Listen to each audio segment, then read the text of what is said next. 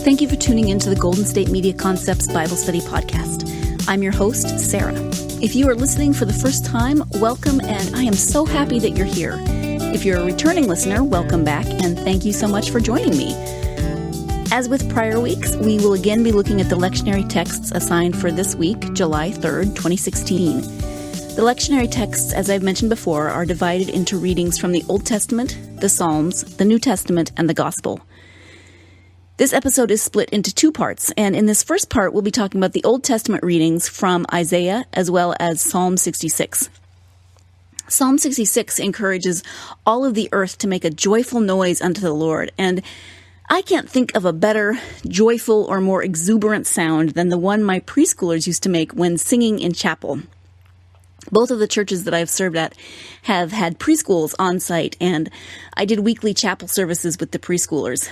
There was this one song in particular that the kiddos at my last congregation insisted on singing every single time that we met for chapel, which was twice a week, so we sang this song a lot. If you've never heard the Hippo song, but sung by overexcited 3 through 5-year-olds, you do not know how joyful a noise can be made to God. They loved that song, and I loved watching them sing and dance to it, even if I did get a little tired of singing it so much, twice a week, every week. And like I said, I loved watching them. I loved watching them dance. I loved watching them just exude that joy. If I could be that excited and happy in my own praise of God, I think my spiritual life might be a whole lot different. So I'm excited to get started with you today, but first we have to take a quick break, and when I come back, I'll be talking about this week's text from Isaiah. Want to find out what movies to go see? Then check out the GSMC Movie Podcast. It's your ticket to the latest movies, whether it's a new blockbuster event, romantic, comedy, or action flick. This show has got it all covered. They talk some what to go see now, don't bother, what's hot on Netflix, and everything in between. That's gsmcpodcast.com/movie-podcast. When it's all about the movies, it has to be this new show. Don't forget to like them on Facebook and follow them on Twitter. Visit gsmcpodcast.com for more info.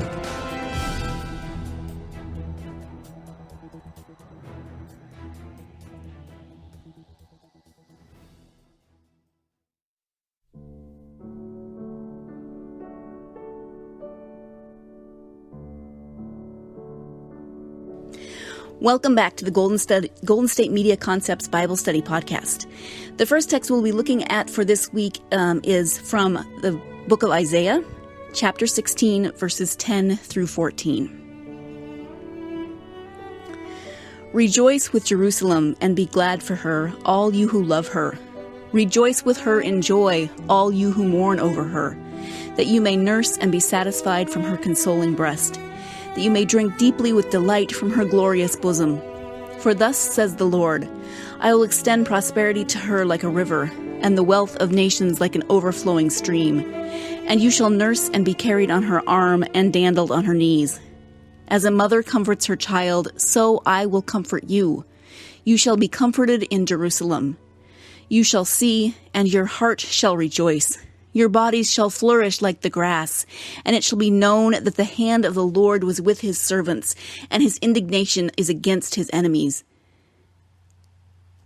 These verses are beautiful and full of promise, but as always, it's important to understand the context of some of these verses. And so for that, we're turning to Michael J. Chan, Assistant Professor of Old Testament at Luther Seminary in St. Paul, Minnesota, who gives a little bit of background on how the city, Jerusalem, is described in the 10 chapters leading up to this week's reading.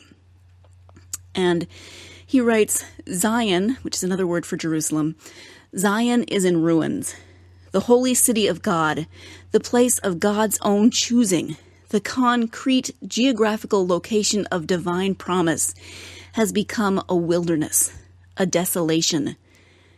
Promise died with the city, at least at first glance. The symbol of God's favor and presence have been burned by fire. Our pleasant places have become ruins. That's from chapter 64, verse 11. Burned by fire, our pleasant places have become ruins. This is not a pretty picture of Jerusalem.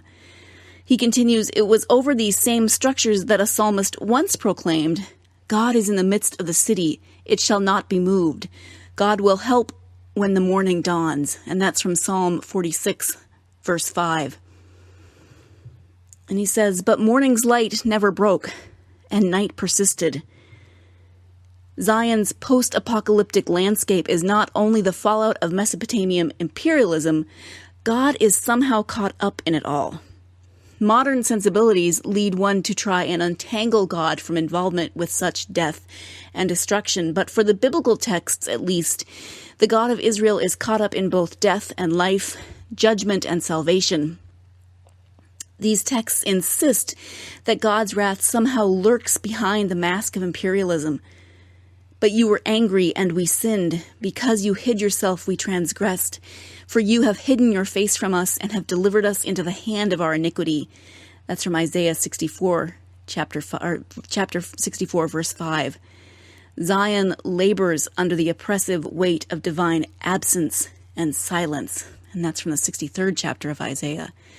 So he gives us this very bleak, very depressing image of Zion, of Jerusalem, and what has happened to it in these chapters leading up to today's verses.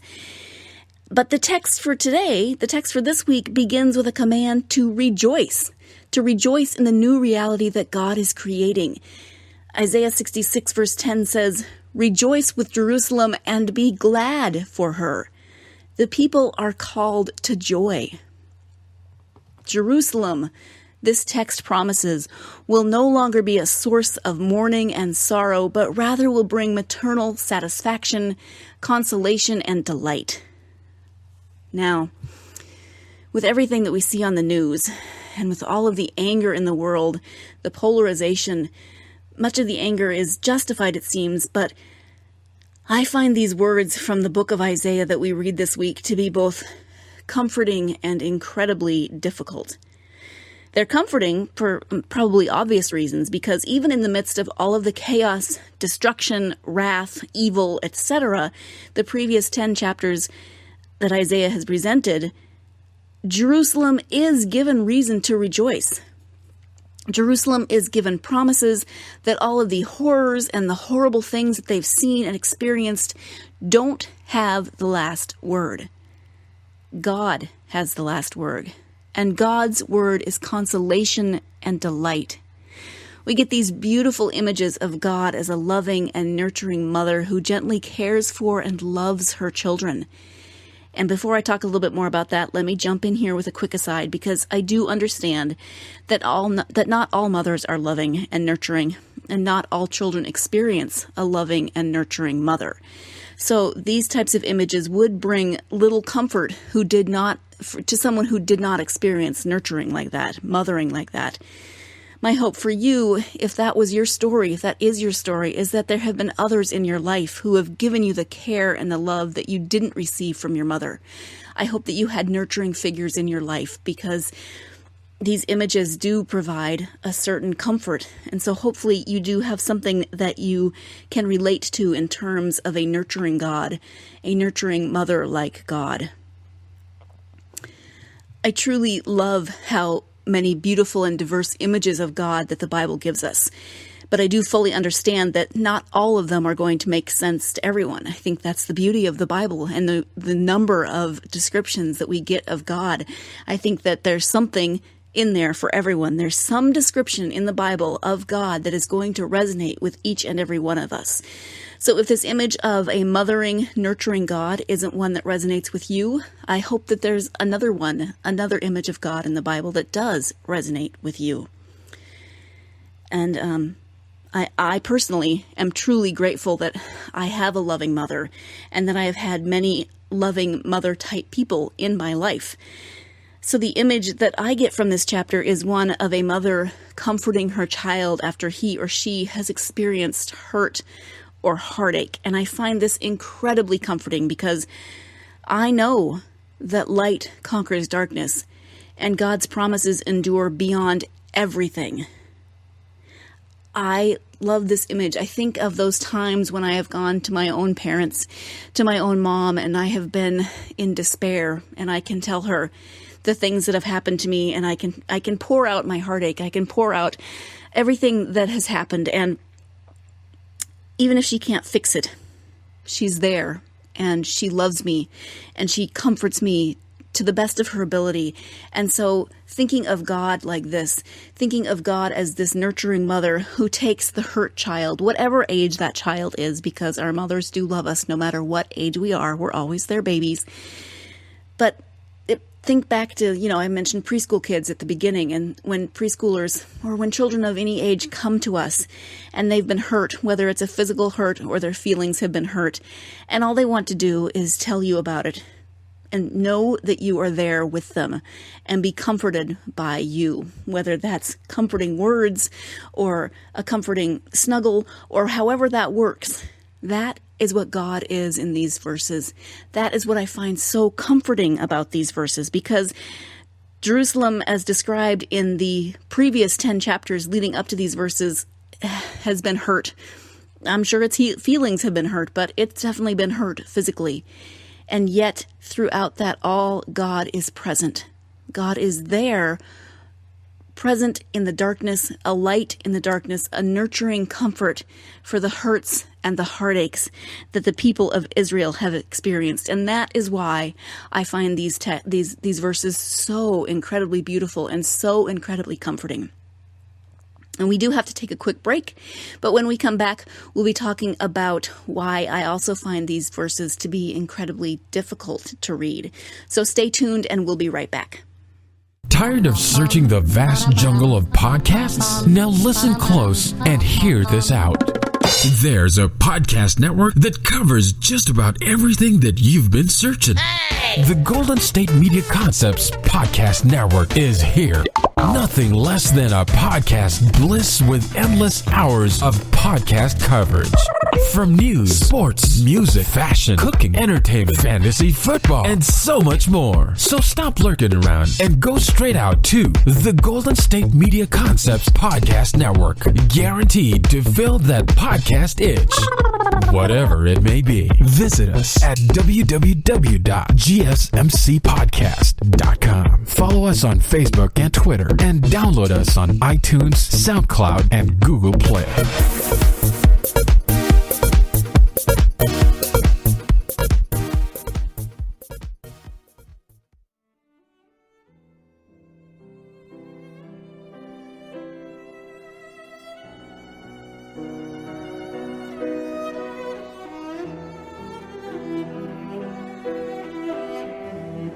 Welcome back to the Golden State Media Concepts Bible Study Podcast. Before the break, we were talking about this text from Isaiah and this image of God as a loving, nurturing God who comforts the children, who comforts Jerusalem in their heartache, in their hurt, and in their grief.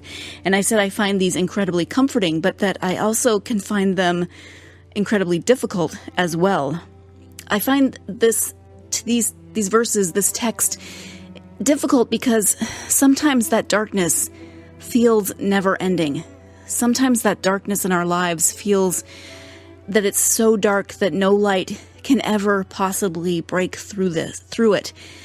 You've probably experienced some point in your life that feels like this, when the darkness is so intense. And I look at the world lately, in the last few weeks, in the last month, off and on, it happens throughout my life. I look at the world and I think, when, God, when will your promises come into fulfillment? When will I find that comforting presence where I can feel nurtured and loved and find joy and contentment? Where is that for my brothers and sisters who are hurting? Where is that nurture and that comfort for those who are being hurt by the world, who are being physically, mentally, emotionally hurt, killed by the world around them? And the truth is that God is there. God's promises are there, but we as humans aren't perfect. We tend to forget that we're made in the image of God, and we have a bit of God within us. And instead we focus on hate, greed, envy, anger, all of those negative and dark emotions that, if you joined me last week, we spoke about in that reading from Paul's letter to the Galatians, all of those negative emotions that are so much easier to turn to at times. But we can't just sit and wallow in the darkness, though, no matter how dark it feels. And here I'm not talking about mental illness or clinical depression, because that's something different. That's not something that you can just pull yourself out of. But the world around us, the darkness that surrounds us because of the world, we can't just sit and wallow in that darkness. The quote that I keep seeing on whenever anything happens in the world that's devastating, it's a quote on social media. It's a meme on social media, and it's from Martin Luther King Jr., and it says, "Darkness cannot drive out darkness.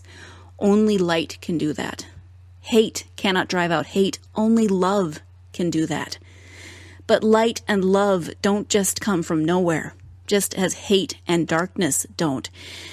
We as humans create hate and darkness in this world. It surrounds us, but we as humans can also take the light and the love that we have been given by God and create light and love in the darkness and hate of this world. We are called to do God's work in the world. We are called to go out and be the light. We are called to bring love to the world. We are called to serve our brothers and sisters. God is real. God's promises are real. But God is in covenant with us. That means that God has given us promises, but we have promises to uphold as well. We have work to do also. We can't just let others do it for us. We can't just sit back and think, I have faith that God is going to fix everything for us overnight. No, it doesn't really work like that, because we are God's hands in the world. We are the ones who help to bring God's work and promises to fulfillment. Now, I know that this whole maybe tangent might seem a bit away from the text that we read in Isaiah, that text of joy, but I've had so much on my mind these past weeks, and it seems like every time I turn around, there's another tragedy happening in the world. 24-hour news cycles bring us tragedy all the time, and it starts to get a little overwhelming. But part of reading and studying the Bible together is letting the things in the world work on us as we read the Bible. We don't read it in a vacuum, but it is informed and affected by the world around us. We shouldn't try to force the text into our own understanding of it, but we should let it work on us and on our understanding of the world. As we read, we should take in everything around us and let the text work through us. Let the text speak to us as it will. And if we let the text speak to us, it will hopefully speak words of hope in the midst of despair and in the midst of a world that often seems to be more dark than light. And that is what I get from this text from Isaiah. The fact that there was so much happening in Jerusalem, so much pain and despair, and yet the people still had reason to rejoice because of God's love, because God was a nurturing and caring God, like a mother nurturing her children. Which brings us actually to, it's a good segue to Psalm 66, which talks about joy in another way. And so today's reading from Psalm 66 is verses 1 through 9. Make a joyful noise to God, all the earth. Sing the glory of his name. Give to him glorious praise. Say to God, how awesome are your deeds. Because of your great power, your enemies cringe before you. All the earth worships you. They sing praises to you, sing praises to your name. Come and see what God has done. God is awesome in his deeds among mortals. He turned the sea into dry land. They passed through the river on foot. There we rejoiced in him who rules by his might forever, whose eyes keep watch on the nations. Let the rebellious not exalt themselves. Bless our God, O peoples. Let the sound of his praise be heard, who has kept us among the living and has not let our feet slip. How happy is this psalm? How wonderful is it to hear it? It's so joyful, and it fills me with joy to read it, to hear it. I kind of want to put an exclamation point at the end of every sentence just to emphasize and underline that joy. According to the psalmist, there is so much that the believing community can remember with joy from the past acts of God, and that community is to continue the story of God's goodness.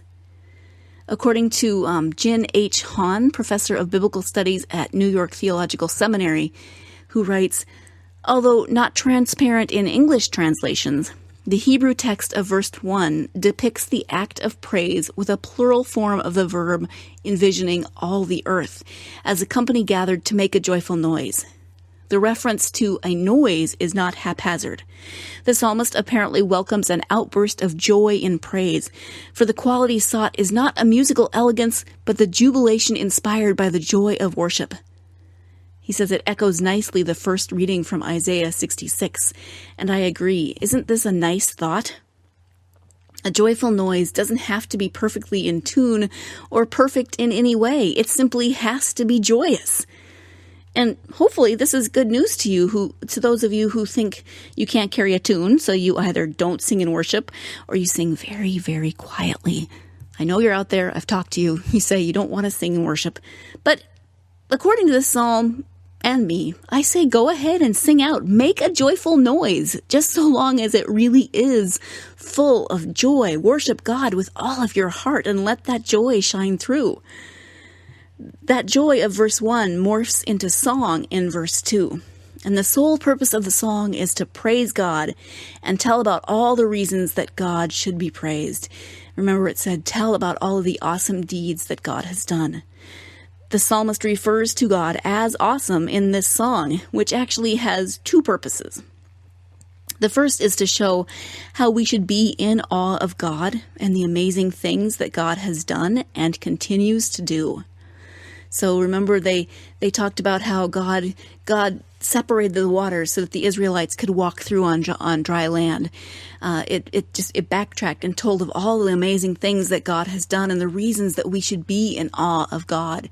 We could tell our own stories of the things that God has done in our lives that make us in awe, that make us just stand back and say, wow, God is amazing. These are the reasons that I should be joyful because this is what God has done in my life. Now, the second is awe in the sense that God's awesome acts inspire fear in those who rise up against God. The awe then extends from the psalmist and his community out into the whole world. But let me backtrack a bit on that awe in the sense that God's awesome acts inspire fears in those fear who rise up against God. And I think that's referring again, we talked about it a little bit in last week's episode, the people who find other things to worship besides God and who then don't have that same sense of community. We talked a little bit about this in the psalm from last week, and the psalmist was saying that his community has reasons to be rejoicing. His community is joyful in God, and I think that's saying the same thing, that when you don't have that experience of God, you don't feel that same sense of awe, and so you might fear God because God's awesome acts are working over here, and you're over here thinking, no, I don't know. I'm too scared to believe in a God like that. But yes, God does amazing things, but they should fill us with joy, not fear. And actually, we do have to take a quick break, but when we come back, we'll be talking more about this psalm. So stay tuned, and we'll be right back. Do you want to be healthier, yet you just don't know what to do? All these shows telling you this and that, but nothing seems to work.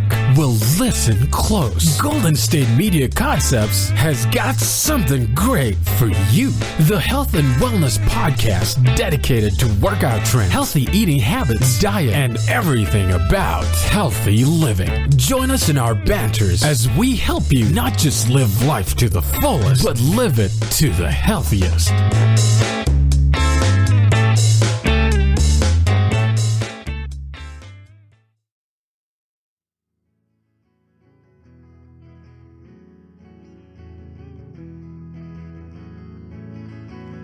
Welcome back to the Golden State Media Concepts Bible Study Podcast. Before the break, we were talking about the joy that we find in Psalm 66. And the joy I mentioned extends from the psalmist and his community out into the entire world. Remember that the psalm said, make a joyful noise, all the earth. It's not just the psalmist and his community, it's the entire world that's being encouraged to make a joyful noise. In other words, that joy does extend out into the whole world, at least for those who recognize God's act in order to find the joy in them. If we turn back to that commentary from Professor Hahn that I referenced earlier, he writes, Psalm 66 verse 5 starts a new section with a recitation of God's work among mortals. In verse 6, the psalmist cites as its concrete examples the crossing of the Red Sea and of the Jordan. The grand narrative from Exodus to the entry into Canaan is presented against the backdrop of the symbolic world of the ancient Near East, in which the water represents the power of chaos. God's mastery over the chaotic forces is revealed in the deliverance of God's people. It can also be observed in God's sovereignty over the nations. The reign of God over the world will be eternal, for divine governance precludes a chance that those who rise up against God can prevail. Our psalmist anticipates the triumph of God's power.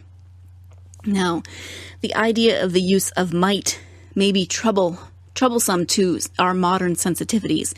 However, it is an important part of the psalmist's message that divine power delivers God's people from helpless situations. God's watch may well trigger the thought of divine surveillance. Big Brother is watching you. For the psalmist, however, it's a mark of the liberating governance of God, who keeps the powers of chaos at bay and provides an ever-present protection. Again, I'm making reference to last week. If you listened to last week's podcast, we talked about what it means to be protected by God and how that can be translated as to be kept by God. It's actually another reason to rejoice in God's awesome acts, because it means we're being kept in relationship with God. Protect me, O God, as the psalmist said last week, can also mean keep me, O God. Keep me in your love. Keep me in relationship with you. And being in relationship with God, being kept and protected by God, is just another reason to rejoice. In the last two verses of this week's reading, the psalmist again reiterates the call for the whole world to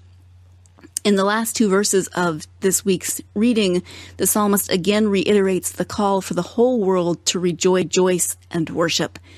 He cites all of the tangible benefits felt by his own community, so it seems only logical to invite the whole world into those benefits and into relationship with the God who protects and keeps us. The psalmist isn't unaware, though, of the darker sides of life. So it's not as though, I spoke of my difficulty with the last text, the Isaiah text. And it's not that the psalmist is unaware of those things that I spoke about, the darker parts of life. It's not that he does understand that rejoicing doesn't always mean that everything goes perfectly for those who are full of joy. There's a reference at the end of this text to a slip of the feet, which can conjure image of tripping, of falling, even falling to certain death.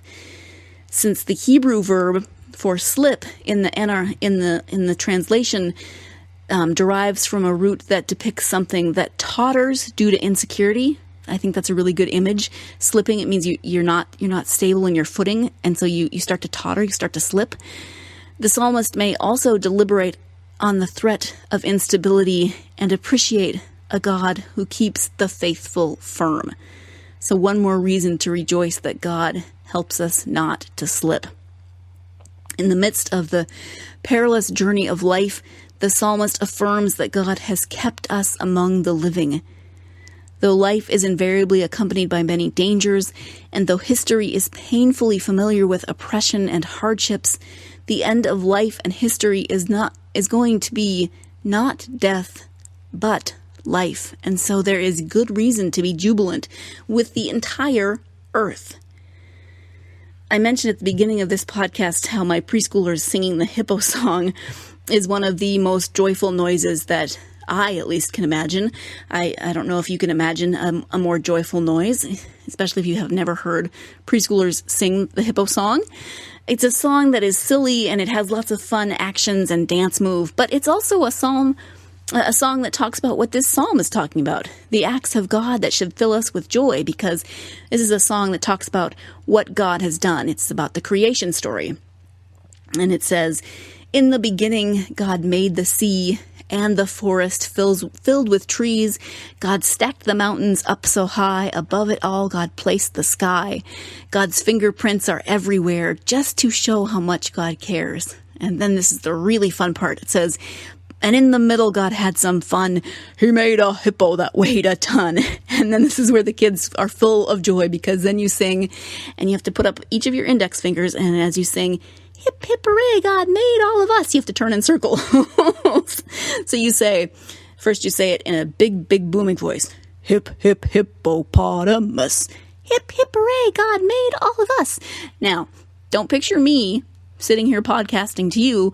Picture a room full of small children who are dancing and giggling and spinning in circles and making giant hip, hip, hippopotamus noises. And that is a joyful noise. That, to me, is a joyful noise in worship. And the other example that I will share with you today is similar, as it involves children and music. At my last congregation, our vacation Bible school was ages preschool through junior high, and we would have a couple hundred kids attend each summer. So take those couple of hundred kids, add in all of the volunteers necessary to make things run, and then put them all in the sanctuary at 2:45 in the afternoon for closing worship. Then, into this mix, get a man with a guitar who gets them all literally jumping with joy. No matter how tired they were at the end of the day, the last song that our worship leader would always wake them up and wind them up. And actually now I feel a little bad for sending them back home out to their parents after they were just completely pumped full of adrenaline. But the song that would do it for them was called Pray to God. And Monty, our worship leader, had written it to the tune of that song, na na na na, na na na na, hey, hey, hey, goodbye. But instead of hey, hey, goodbye, it would be hey, hey, hey, pray to God. And for the final rounds, then Monty would get them ready. He'd get them to go really, really quiet, whispering the na na na part. And then slowly each time build them up louder and louder. And then on the last round, he would let them go as loud as they possibly could. And I think it may have registered on the Richter scale because it was loud. It was a joyful noise in worship. For me, these kinds of examples will always be what come to mind first when I think of making a joyful noise to God. Eventually, children fall into the ways of thinking that we all do, that we all have, where they don't want to be too silly, or they don't want to draw attention to themselves, or be seen as different, etc. But for a while, they contain so much of the world's joy, and they let it out with exuberance. I often say that I wish I could bottle up the energy of children for when I'm feeling tired, but now I'm thinking that I also wish I could bottle their amazing joy to lift me up when things feel dark and heavy. If I could just have a little bottle of joy in worship from the preschool hippo song, I think it would help so much, because God is the light in our darkness, and God is the source of our joy. God is the light in our darkness. I know the world seems horrible sometimes, and it is, but there is hope, and there is hope because we are surrounded by a community of loving people. We are surrounded by a community who are loved and kept and protected by God. And when we are loved and kept and protected by God, we can then take that out into the world to bring joy, to bring the joy that we find because of God's amazing work in our lives, but also then to use that joy to bring love and light into the dark places of the world. I'm going to say that again. We can take our joy out with us to bring love and light into the dark places of the world, and others can bring their joy, bring us love and light into the dark places that we ourselves experience.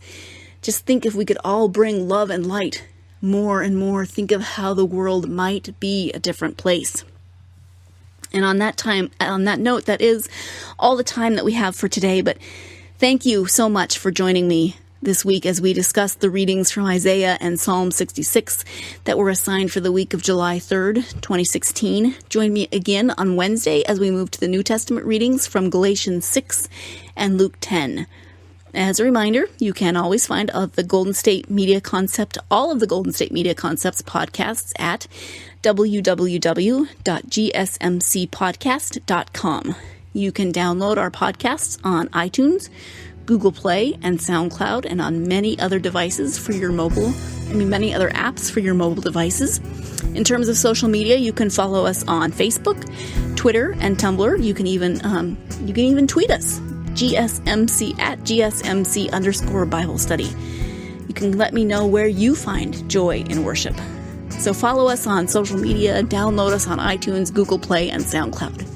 Thank you for joining me, and always remember that you are a beloved child of God.